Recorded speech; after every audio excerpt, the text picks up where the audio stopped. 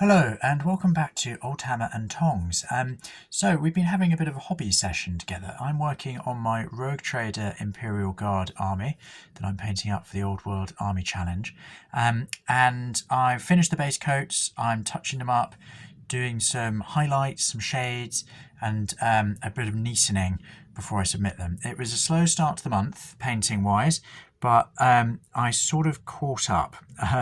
So I'm really pleased to have got to this stage, and I made a video before and so enjoyed making it and sort of having you for some company. I thought I'd make another one. So previously I was touching up some of the Codex Grey, an old favourite of mine.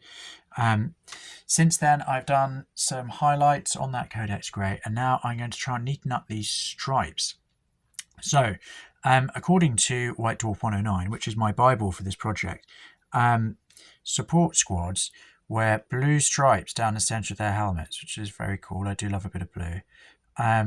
So I painted them up with a nice royal blue. The only problem is it doesn't really stand out from the gunmetal of the helmet itself. So I've mixed it in with a bit of light blue from my old friend Coat d'Arms, and I'm hoping that that will be a little bit more poppy. Initial look suggests that it's not that much more poppy. Maybe I need to add a tiny bit of white in there. You know what, let's do it. Let's spoil ourselves and add that. So I'm using my very homemade wet palette, which is made using an old food container with a microfiber cloth and then a nice bit of greaseproof paper on the top.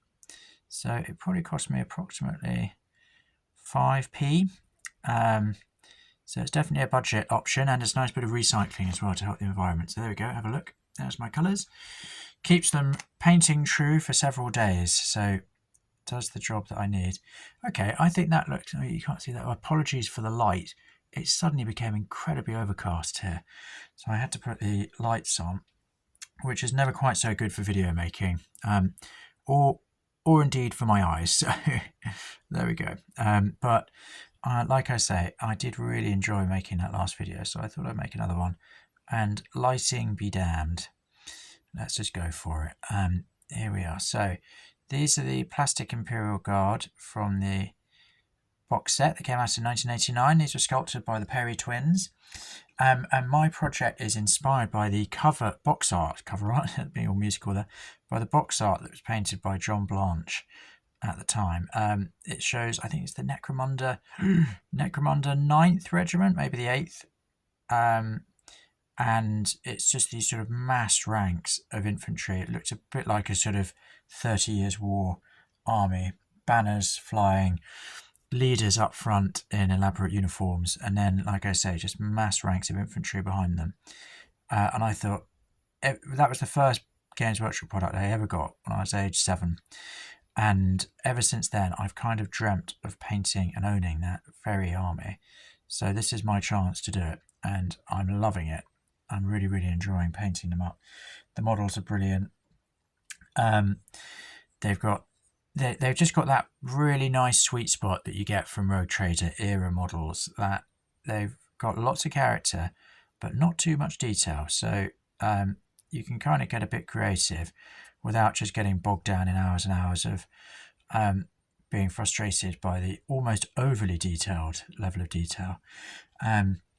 And yeah, I'm loving it. I had a real euphoric moment yesterday when I was painting and just thought, oh, this is so glorious. All of the worries and stresses and strains of life were all not with me while I was doing that, and I really did enjoy it a lot. So thank you, Old Hammer, for that bit of art therapy. So there we go, that's the touch up there. Let's do a little bit more on the guns. So for that, I'm going to use this gunmetal. This is from Coat d'Arms. I've rambled about Coat d'Arms before. I'll do it again. I'll put a link down in the show notes. They are a brilliant paint company based here in the UK. If I've understood the history correctly, it was originally the company that was sort of given the contract to produce those early Games Workshop paints, those early Citadel paints.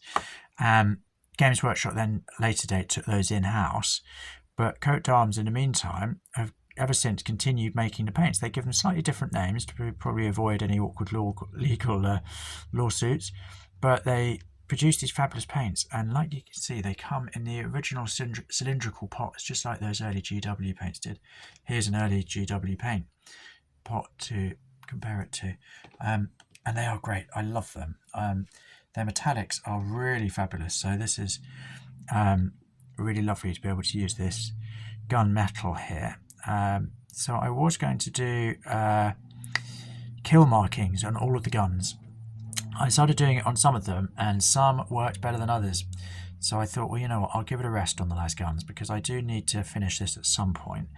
And it's nearly the end of January, so I still need to take photos of all of these and then write a blog post and submit them.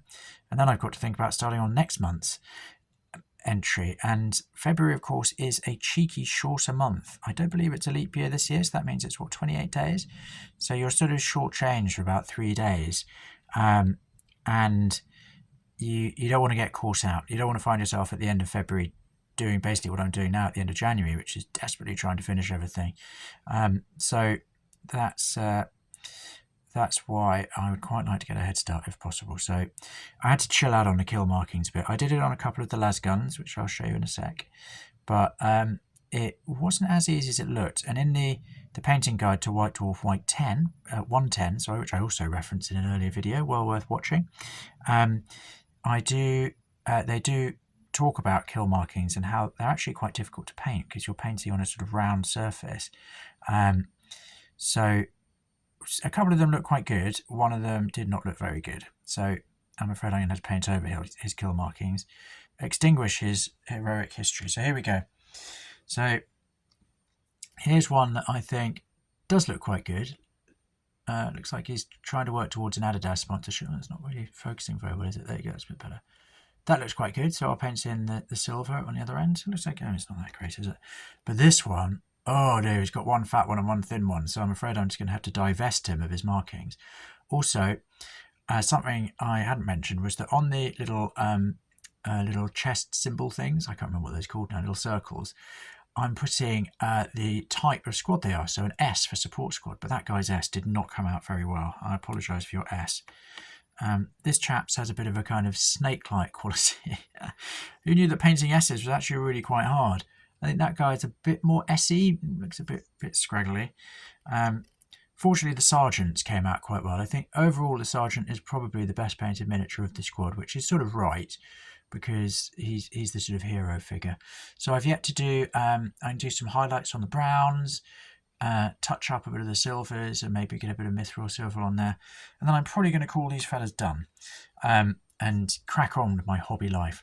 But yeah, I'm going to keep you updated on this project. I'm really, really enjoying doing it. I'm loving your company while I'm doing it. So thank you for joining me. Looking forward to seeing you next time. Thanks again. Bye-bye.